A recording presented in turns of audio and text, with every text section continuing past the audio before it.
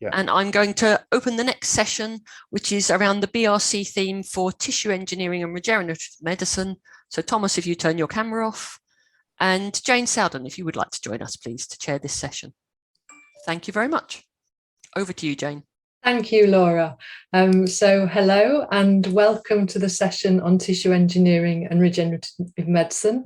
As Thomas outlined, this theme is working to deliver advanced treatments for children who are born with congenital malformations and tissue damage and who often have very few treatment options. And by bringing together expertise in surgery, in stem cells and tissue engineering in the laboratory, we're aiming to replace and repair tissues and organs and improve quality of life for these children. And so our three speakers in the session will present some of the recent highlights from the theme, and we'll take questions at the end of the session on Slido. So I'm really pleased to introduce our first speaker, Professor Paolo De Coppi, who's my co-theme lead. So Paolo is Nuffield Professor of Paediatric Surgery and Consultant Paediatric Surgeon at the Great Ormond Street Hospital, and he's also President-elect of the European Paediatric Surgeons Association, and he's going to give an overview of the theme and will also describe some of the highlights of the pioneering work we're undertaking towards developing new treatments for congenital malformations and organ bioengineering, and also applying minimally invasive surgery. So Paolo, if you could now turn on your camera and share your presentation, that's great. Perfect. Thank you very much. I hope you can hear me, Jane. You can see yes. My presentation. Thank you very much for the nice introduction. It's great to share with you some of the work that the team has been doing and will be trying to do and to develop further in the next 5 years. And essentially, we really want to work around the pillars on regenerative medicine. And these are really moving from in vitro modeling of diseases that has helped us actually modeling disease that we do see in the patient in the laboratory, and actually designing treatment and cure that will be useful for the future. We are trying to move on from designing those treatments to really organ development and tissue development in the laboratory. And as many of you may know, we have been focusing on various organs, starting from hollow organs, to try to develop this three-dimensional structure that could be useful for some treatment of congenital and acquired disease we do see in the hospital. And also something that is even more translational is work around surgical sciences and devices that would be presented in this session today that can improve the outcome of some of the pediatric surgical procedure. So the idea is that we cannot do this in isolation, but we do in partnership. And partnership, of course, as everything at Great Ormond Street Hospital, involve patient first, and there some name of association of family that deal with children with congenital disease like esophageal atresia and congenital diaphragmatic hernia, that we work very closely together. We have, of course, academic partner, and in particular, the UCLH Hospital, with whom we have developed really very closely the fetal surgery.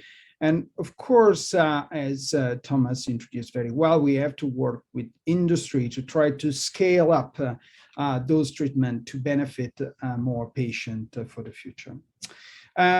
So the focus of our interest is on various congenital malformations. I will focus now on two of those that are either congenital, can be a congenital acquired, like short bowel syndrome.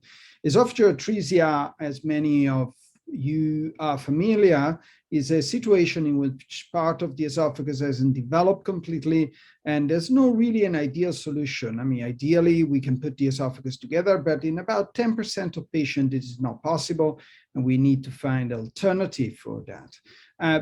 And on the other hand, some other parts of the gut may be affected from birth, like in gastroschisis, or when children are born with an atresia of the bowel, or postnatally, because for various causes they can acquire a short bowel because they lose part of their small bowel.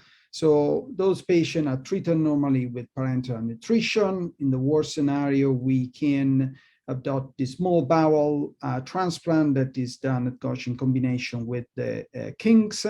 But those are far to be ideal solution. So one of the work that we've been doing in the laboratory is try to create tissue, gut tissue in the laboratory to transplant to patient. I will show you some of the evolution of this that we've been conducting in the laboratory.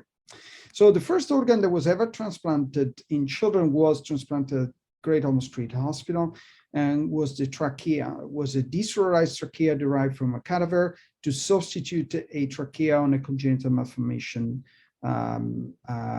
which was the trachea stenosis. This was led by Professor Elliott, who was a cardiothoracic surgeon that led the tracheal team, and transplanted the engineered trachea.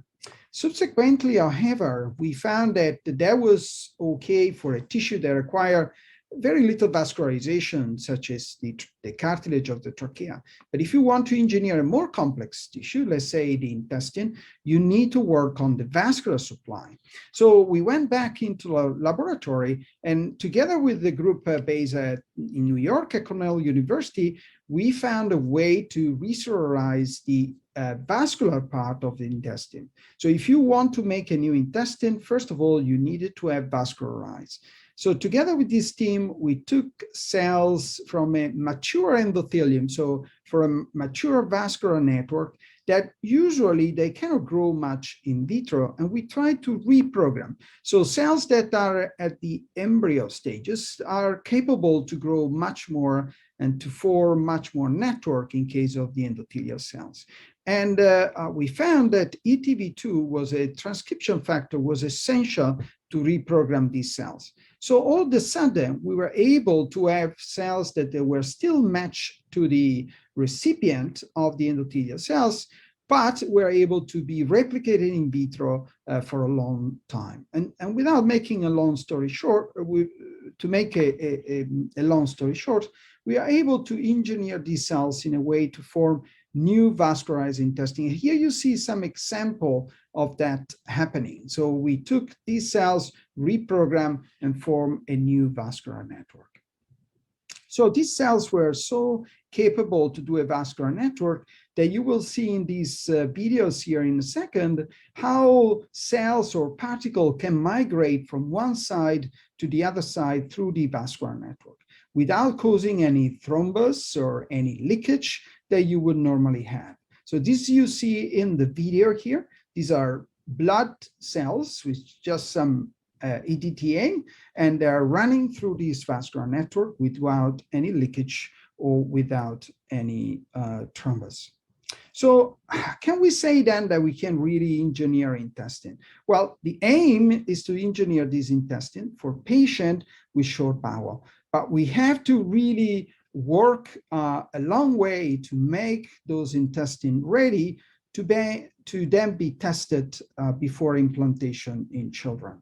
And the idea is that if we can engineer 20 centimeters of gut that will be able to absorb and secrete, we overcome the problem of short bowel.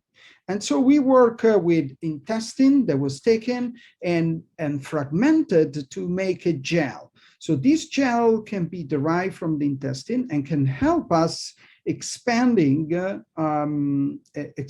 stem cell of the intestine. So together with Nicola Vassore, one of the PI in the laboratory, we understand how these gels are made. So one day we could even avoid taking those intestine from cadaver. We can make that synthetically in the laboratory, and we could expand stem cells from the intestine. So the stem cells from the intestine look like little balls that can increase and get into bigger balls, then can replicate themselves. And that's indeed what we're seeing with these gels, that we could expand the stem cell of the intestine and making them ready to engineer new intestine. Just to put this in context, for example, during the COVID pandemic, we were confined to the number of experiments that we could do. So we tried a way to make this useful for the children that we were seeing at GOSH. So here at GOSH, we describe, for example, that COVID, at least in the initial phase, was presenting with GI symptom in children, and we reported that. And Giovanni and Brandon in the lab took up that finding with the technology that we had available in the lab and tested in the gastric organoids. And you will hear more about this from Giovanni later on. But the real aim, as said, is to work with children that have short bowel. So together with Vivian Lee at the Crick Institute and Lucinda Tully, who is a surgeon that has been sponsored by the BRC to do her PhD on this topic, we're being able to take biopsy from children with short bowel, expand those biopsies, and actually using deserialized tissue derived from the surgery that we do in children, in which we resect intestine, we were able to take those cells and in vitro demonstrating that we were making a new mucosa. So this mucosa of the intestine was able to specialize and even doing like structure like the microvilli. So this little structure that you see here that are really specialized of the small bowel. So at least in principle, we could make a new mucosa of small bowel in vitro that could be useful for children that have short bowel. But also we have been going further with other parts of the gut. So together with Paola Bonfanti, for example, we're being able to engineer esophagus, starting from esophageal stem cells from patient and using scaffold in vitro to make those esophagus that one day will be transplanted in children. This has been also highlighted by the NIHR as one of the major findings in 2018. And we are delighted that this work is moving forward and hopefully will benefit patients very soon. But the real opportunity, I think, here at GOSH in collaboration with UCLH is that we could go even further and finding a way to treat children even before they're born. Because we have become so good at prenatal diagnosis, we could design treatment that could lead to the engineer of tissue that could be used prenatally. And one of the examples I want to finish my presentation and talk about is spina bifida. Spina bifida is a congenital malformation in which there's a failure of the neurulation of the spinal cord. So there's an exposure of the placode, so of the neural canal, and there's a trauma there due to the contact with the amniotic fluid and the trauma, the physical trauma with the utero.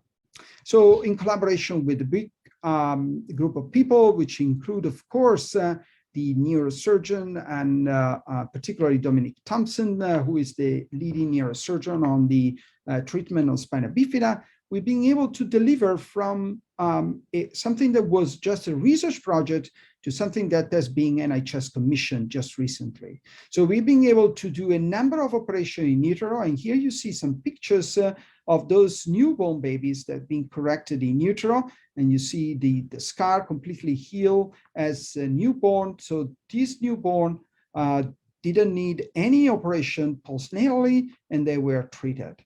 The results are based on what has already been tested by a clinical trial in North America, which show a benefit of the prenatal surgery.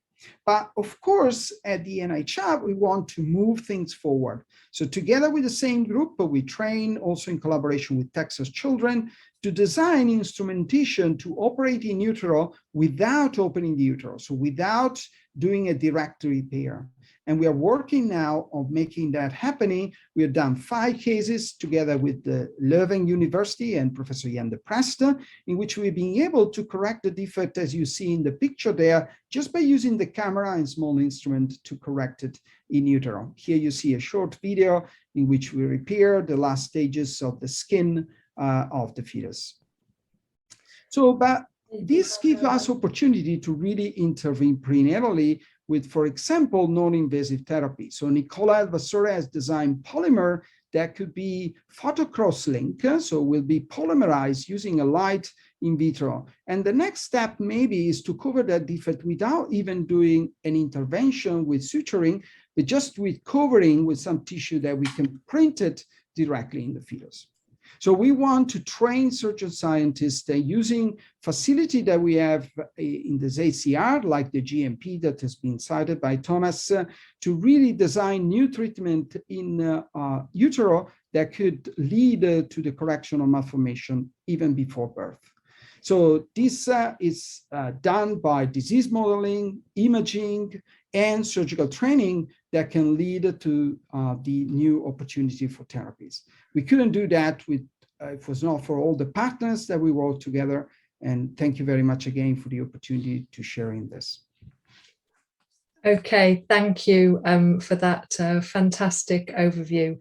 So I would now, because we're running a little over time, I would now like to welcome our next speaker. So Paolo, if you would like to take off your presentation, and then I'm very pleased to introduce our next speaker, who is Professor Silvia Schivano. Silvia is Professor of Biomedical Engineering at UCL, and she works very closely with the craniofacial surgical teams at Great Ormond Street Hospital to develop and test new biomedical devices, which are leading to first-in-patient and personalised procedures for the treatment of children with congenital craniofacial abnormalities. So Silvia, welcome.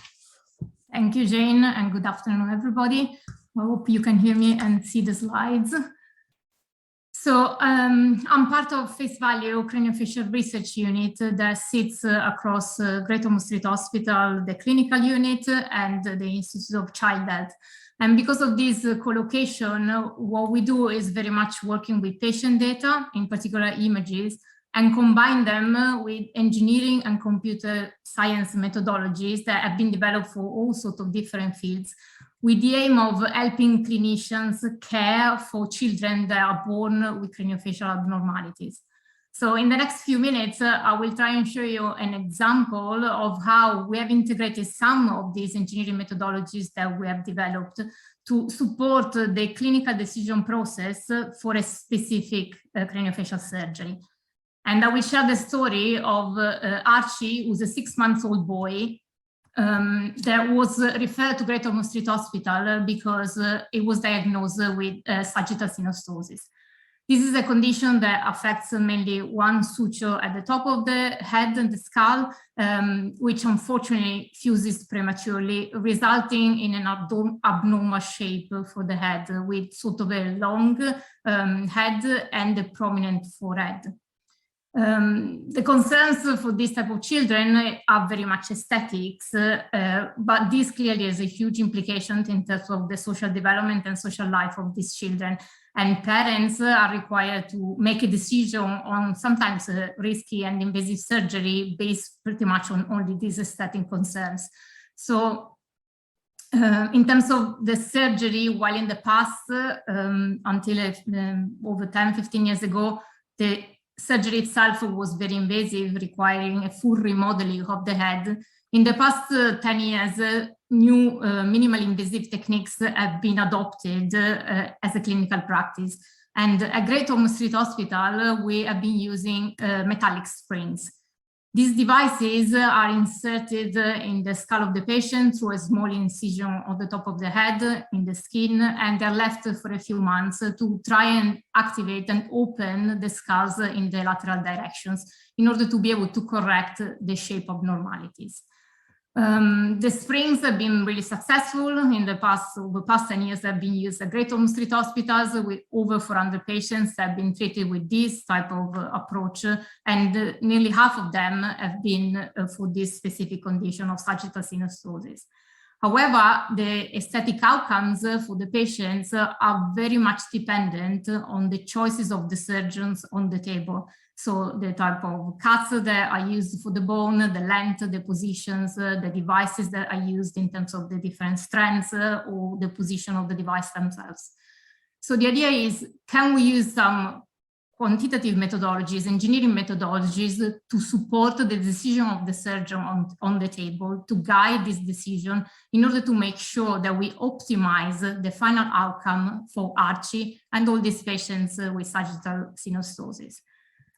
So we went back to basics and we analyzed the mechanics of the springs that are used at Greater Ormond Street Hospital, which have 3 different diameters in terms of the wire and the 4 stiffnesses that are applied to the skulls.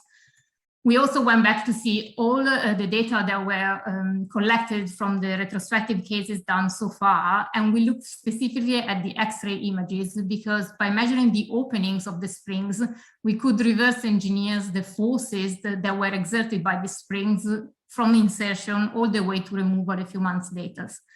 And we used these informations and we prospectively collected samples that were discarded from surgery to be able to fully analyze the bone characteristics of this group of patients that are usually treated before they are 8 to 9 months of age. So in a period of time when the skull itself has been developing, and you can really see huge differences across the populations. So we looked at the architecture of the skull using micro-CT imaging, and we also tested mechanically this type of samples to understand what was the mechanical response potentially to the insertion of these devices. We combined these informations, so the mechanics in terms of the springs and the bone, into a computational model, a finite element model that represents the specific patient case. So we used the geometry that was acquired from the preoperative CT data, and we combined them with data from that were collected during the operations on the table in terms of the surgical approach, the osteotomies informations, and the devices that were implanted. And putting together all this information, we could simulate on a computer the opening of the springs on the specific patient case. We validated this computer model using data from theater that were collected on the table using 3D scanning. And also we implemented this methodology on a larger cohort of patients to be able to capture not only the response, the immediate response on the table when the springs are released inside the child's head, but also what happens over time due to the viscoelastic mechanical properties of the bone in this group of patients.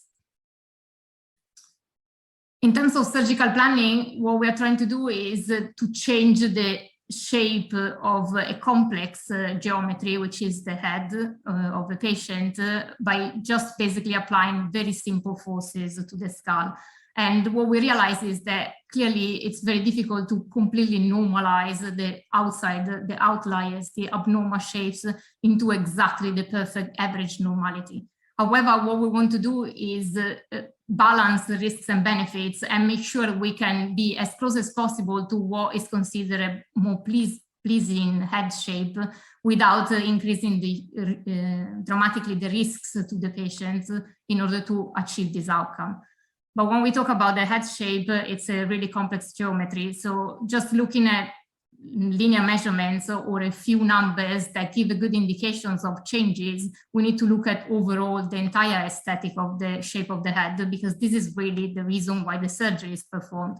So we introduced a new tool called statistical shape analysis in 3 dimensions, where, as we can do, for example, for a length, create a mean and the standard deviation for the populations, we now do it also in 3 dimensions with the full anatomical information that is available on a 3D scan. And we look at the mean shape for the populations and the variations around the mean to try and understand what is the best outcomes that we can achieve for each specific case. And so combining all this information, we were able to create a model that represented Archie's shape, starting from the pre-operation images and all the tests that were performed and the methodologies developed so far, in order to make sure that we could really suggest the best cuts and the best positioning for the devices to make sure that the outcome for this specific child was the most optimal. In this specific case, we also had the opportunity to show and share with the family all the modeling that was done, importing the information in a virtual reality platform, where the surgeon was able to share with the parents the planning for the surgery and really produce an enhanced informed consent for the parents to have a full understanding of the surgery, what it entailed, and the potential outcomes on the child. And indeed, the surgery was performed successfully. This is a picture of Archie 2 weeks after the operations. And this is a quote from the mother that said that having the opportunity of doing the virtual reality really reassured us, parents, that we were doing the right thing. And being able to see the before and after was quite a relief of that pressure. I also report here a quote from the surgeon, Mr. Gilani, that operated on Archie, and they said what I would like to see as a surgeon in 10, perhaps 20 years' time, is that most surgical practices are done in this way. So talking about our future in craniofacial research, and really not a faraway future, but what comes next is the use and introduction of new devices that have been developed in ICH and GOSH to try and optimize even further this type of surgery. We have changed the material properties, so the type of material that we use for the device, moving to this nitinol alloy that really will allow to produce more constant forces over a longer period of time, which hopefully will result in better outcomes, not much in terms of the overall shape of the head, but more localized in terms of potential ridges that are created by the very strong stainless steel springs. And we have optimized the design of these specific devices using a new tool called in silico clinical trials. So we have used all the models that we have produced so far as a synthetic group of patients that just by computer simulations could be tested to really optimize the material properties and the geometry of the device before it's even inserted into a real patient. So with this, I just want to conclude and thanks all the sponsors that have supported so far the research, the wide group that has really brought forward this, and in particular, Dr. Alessandro Borghi, who's really led most of the research that are presented here today, and is sponsored also by the BRC. Thank you.